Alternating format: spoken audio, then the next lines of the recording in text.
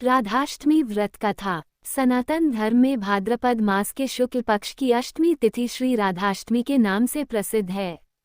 शास्त्रों में इस तिथि को श्री राधाजी का प्राकट्य दिवस माना गया है।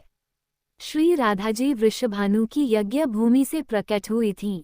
वेद तथा पुराणादि में जिनका कृष्ण वल्लभा कहकर गुणगान किया गया है, वे श्री वृंदावनेश्वरी राधा सदा श्री कृष्ण को आनंद प्रदान करने वाली साध्वी कृष्ण प्रिया थीं।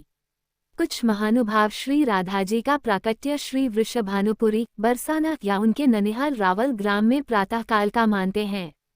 कल्पभेद से यह मान्य है, पर पुराणों में मध्याह्न का वर्णन ही प्राप्त होता है। जन्माष्टमी की तरह ही राधा अष्टमी का विशेष महत्व है। कहते हैं कि राधा अष्टमी का व्रत करने से सभी पापों का नाश होता है।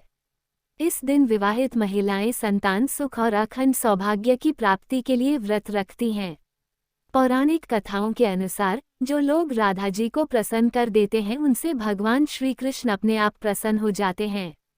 कहा जाता है कि व्रत करने से घर में मां लक्ष्मी आती हैं और मनोकामनाएं पूरी होती हैं। राधा अष्टमी व्रत की पूजा विधि प्रातःकाल स्नानादि से निवृत्त हो जाएं। इसके बाद मंडप के नीचे मंडल बनाकर उसके मध्य भाग में मिट्टी या तांबे का कलश स्थापित करें। कलश पर तांबे का पात्र रखें।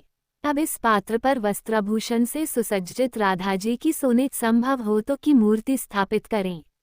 तत्पश्चात राधाजी का षोडशोपचार से पूजन करें। ध्यान रहे कि पूजा का समय ठीक मध्याह्न का होना चाहिए। पूजन पश्चात पूरा उपवास करें अथवा एक समय भोजन करें। दूसरे दिन श्रद्धानुसार सुहागिन स्त्रियों तथा ब्राह्मणों को भोजन कराएं व उन्हें दक्षिणा दें।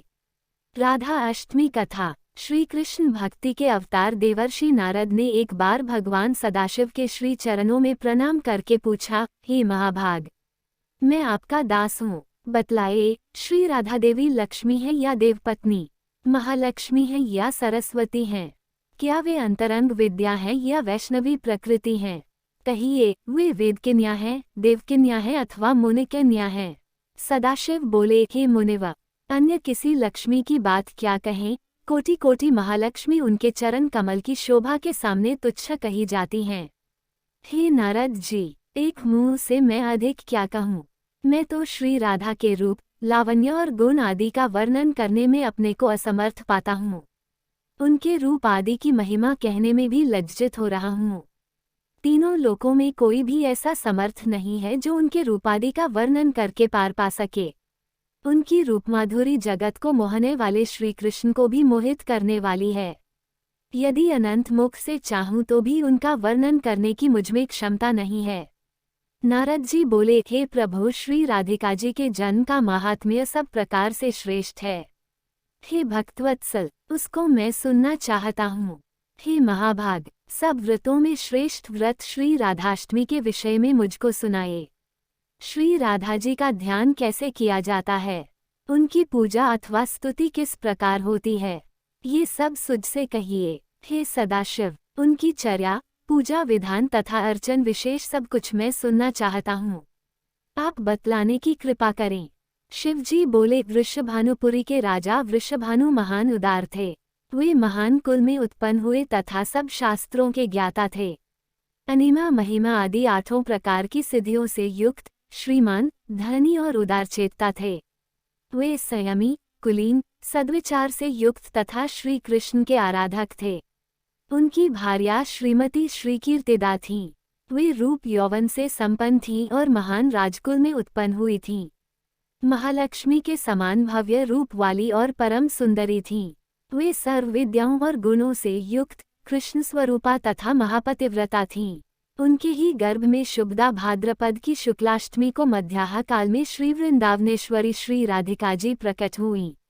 हे महाभाग, अब मुझसे श्री राधाजन महोत्सव में जो भजन पूजन अनुष्ठान आदि कर्तव्य हैं, उन्हें सुनिए।